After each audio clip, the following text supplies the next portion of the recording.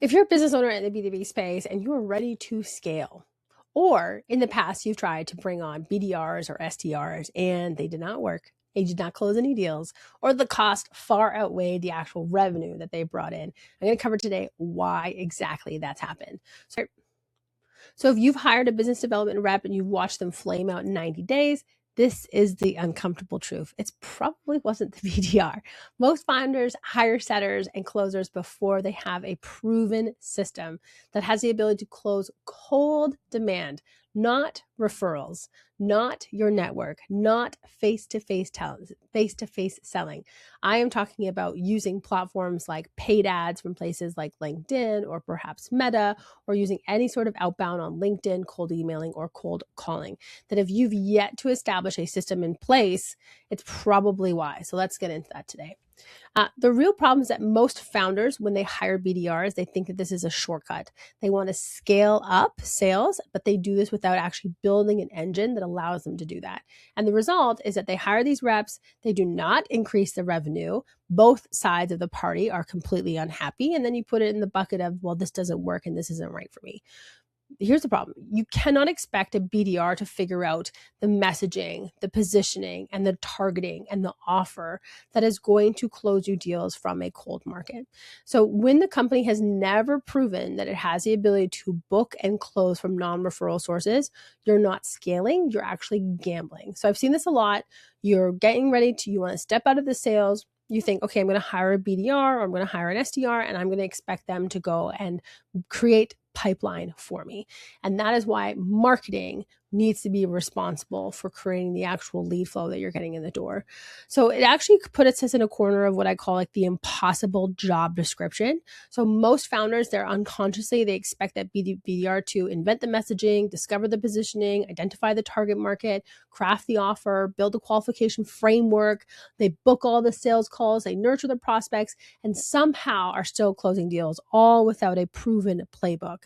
That is not a job. That is not a job description. That is a miracle if that is ever to happen. And if you get something across your way, how dependent are you going to be on that person? That is another big problem, is that I have seen it the odd time where you've hired a real rock star, real A player who's just a gun at all of these skills that I put on. Imagine if that person leaves. How screwed are you going to be? You become completely, wholeheartedly dependent on that role, and you cannot allow that for your company. So we're going to talk about today about what that looks like, but really some of the 10 structural failures that I see. So number one, not having a proven cold acquisition engine. And remember, that can be paid, that can be outbound, but not having designated channels that can predictably book appointments with your ideal clients. And then of course, not having a designated booking process. Do you even have a process of what happens when somebody comes in and they book a call for the first time? What sort of sales engineered environment does that lead step into? You know what's one of the worst things to ever hear on a sales call when you get on somebody for the first time? That is, I don't remember who you are. What is this again? I don't remember booking this call. Can you remind me? Worst things to hear. So you do not have a process that warms that person up is where we see deals fall through the cracks. Again, that leads into not having a defined sales process, but also what happens, what's meant to happen on an introductory call for the first time, what's meant to happen on a strategy or a demo call, what's meant to happen in the onboarding and in the closing phases. All of these steps have to be clearly labeled out so that your BDR teams know exactly what to tell prospects and what to push prospects through. So there's a designated sales process. And then along with that, all of the tracking that needs to come on board. How are you ever going to manage a team or understand what needs fixing when we don't have the data to support it?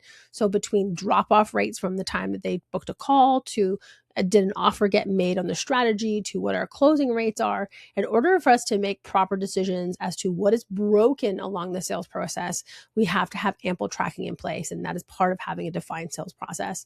The next here is messaging isn't validated on cold audiences. You cannot take what got you here and expect you to scale. You cannot take what worked on referrals and expect that to convert on a cold audience. You have to have that validated. And then of course the ICP is vague or just non-existent. The amount of business owners that I talk to when I ask about their ideal clients, more than half, well more than half, have zero ideas around really who is their ideal clients. And they say that, well, everybody can use our product. And that is a quick recipe for nobody to use your product. Because when you have a non-existent idea around who your ideal client is, it's very hard for you to break through on cold audience when you're not understanding what their true pain points are, what they're trying to achieve, how they talk, what's the industry jargon that they are currently using, the conferences that they're going to, how are they telling them to push their businesses forward, etc. So if you want cold messaging to work on these cold audiences, you have to be very, very clear as to the ICP, the ideal client profile that you're currently trying to attract. So the first big failure, again, is that no proven cold acquisition channel. So if the only reason that you close deals is referrals or warm intros or a reputation, a BDR is being asked to create demand that doesn't yet actually exist. Cold acquisition is a system, and it's one that requires documented messaging. It's been tested on various channels and has proven conversion points. You know things like how much it costs you to get an appointment from LinkedIn.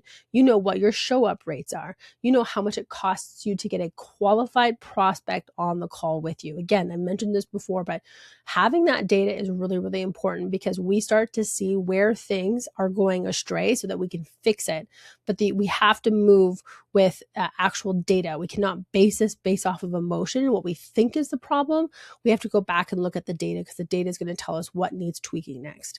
The next big piece here is the not having a designated booking process. When founders say we need more calls, but they can't answer basic questions like, well, what channel are we using?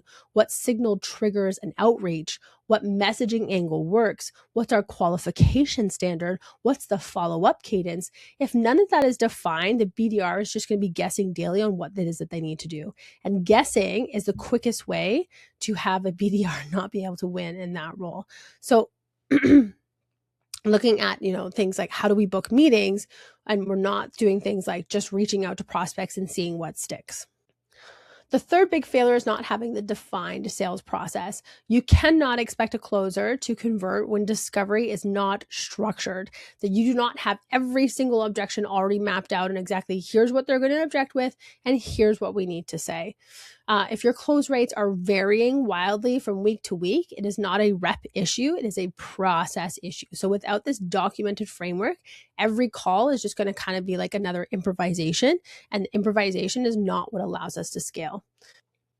The fourth big one is messaging, and messaging that's not been validated on a cold audience. Founders are often thinking that their offer is really strong because their referrals are buying, but cold buyers don't care about your reputation. They don't know who you are. If your messaging hasn't been tested on cold traffic, people who've never heard of you, your BDR is running very expensive experiments, and that is their paycheck on the line because a lot of these BDRs you've hired through commission, right? Small salary, big commission. And that's what they're hoping for, is to get that big commission in the door. So referral messaging is kind of like, we help companies like yours grow versus we help X companies solve Y problem in Z timeframe. So these are not the same at all. And if you've only ever tested the first, you have not validated actual messaging that's going to work. The next big one here is having a very vague ICP.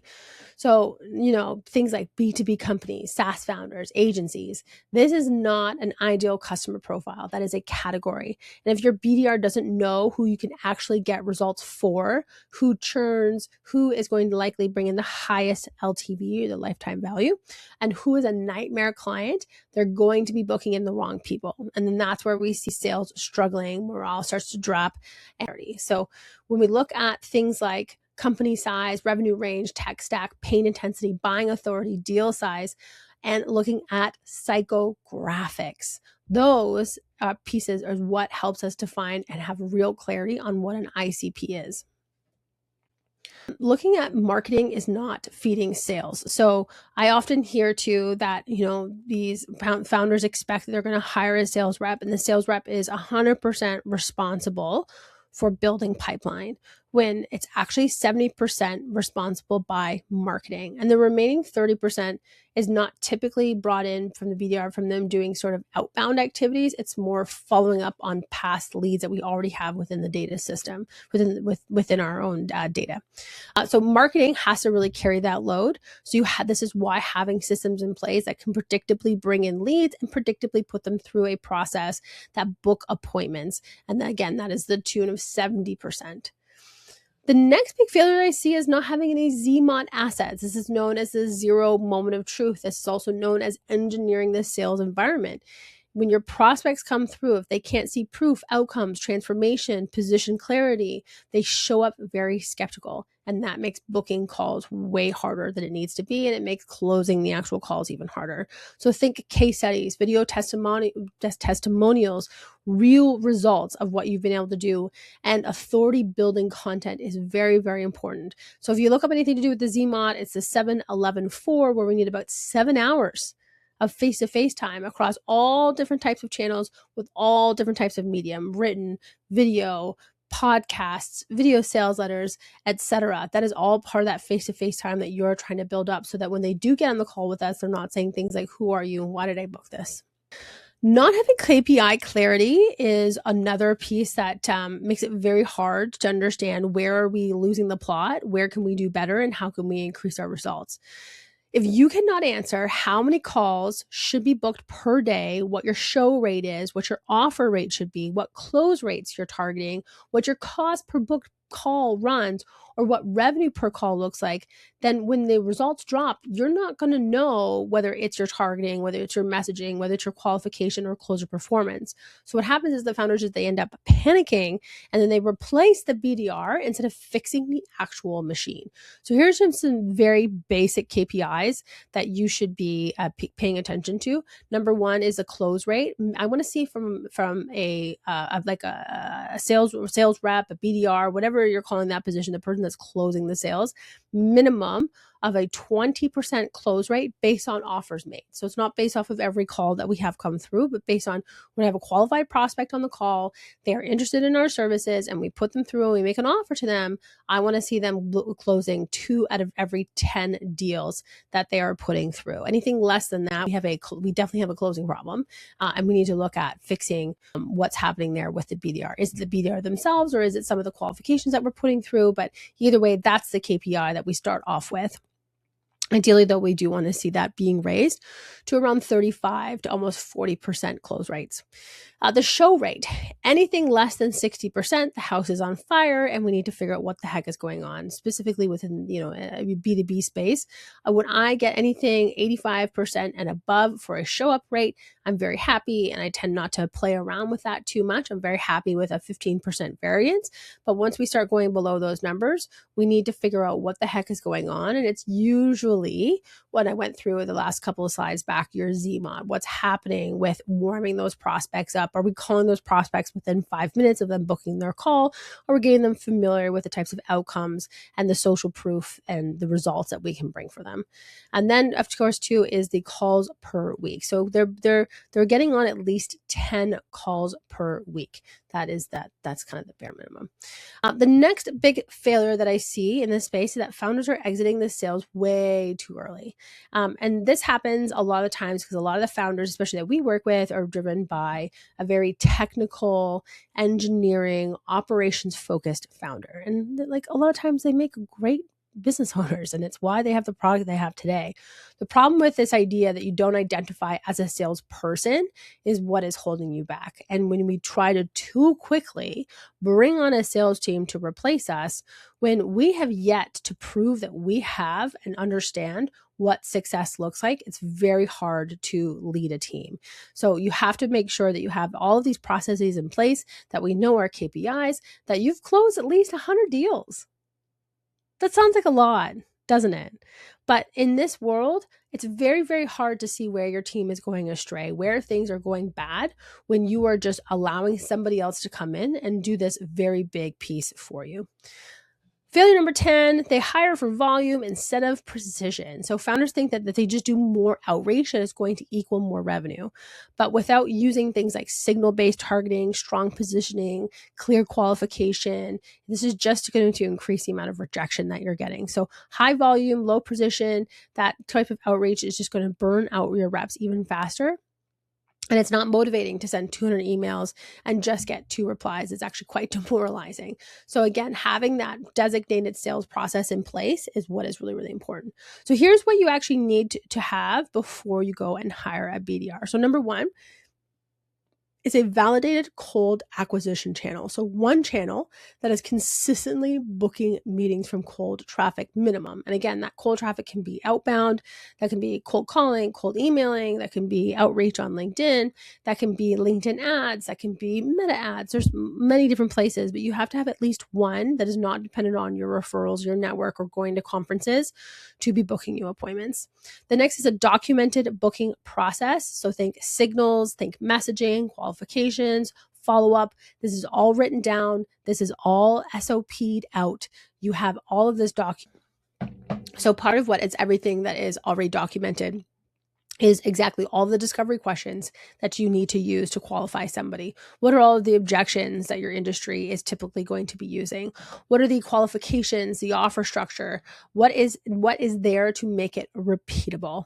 And then having very clear ICP and disqualification rules, who to target and who to avoid. We have a very simple 1-page document that has exactly for our reps and sales reps, anytime they work on any of our offers, as to who makes a good deal. In fact, we incentivize for that. And I will heavily bonus our reps when they've gotten us in somebody who's the perfect match for our ICP. Because sometimes it's not just about demographics. Oftentimes there's a lot of psychographics that help us build, this is somebody that we should definitely be working with on this offer. So having that documented somewhere is very, very important. The next here is having measurable KPIs. So again, what are your calls booked? What is your show rate? What's your close rate? What's your cost per call? What's your revenue per call? It's very hard to determine what needs to be fixed when you don't have the data to support it and back it up. So the core principle here that I want you to understand is that sales teams scale engines. They do not build them. The engine has to exist before. So this is the line that should anchor your entire hiring philosophy. You don't hire salespeople to figure out your go-to-market strategy. You hire them to execute a strategy that you've already proven that works. If the engine doesn't run when you're not driving it, you're just adding more drivers is not going to be able to fix it. So make sure that you have an engine that works, then hire the team to drive that faster. The questions that you should be asking is, if your BDR failed, don't ask, who should I hire next? Ask, what systems that I expect them to invent for me? So that's the big shift. That's the reframe that I want you to have, is that you really need to stop blaming the reps for systematic failure. Stop outsourcing what you've yet to engineer. First, build the system, prove the model, document the playbook, then you go and hire the team to amplify it. Anything less of that is just really, really expensive mistakes that we should not be making. So I hope you enjoyed today's video. If you think that I missed something, be sure to comment down below. If you have any questions about your own sales process or what should be included before you go and hire, feel free to drop them down. Maybe you have some KPIs that you want me to look at, but I do personally answer all of the questions that you leave for me down in the comments. Don't forget to like and subscribe, and I'll see you in the next one.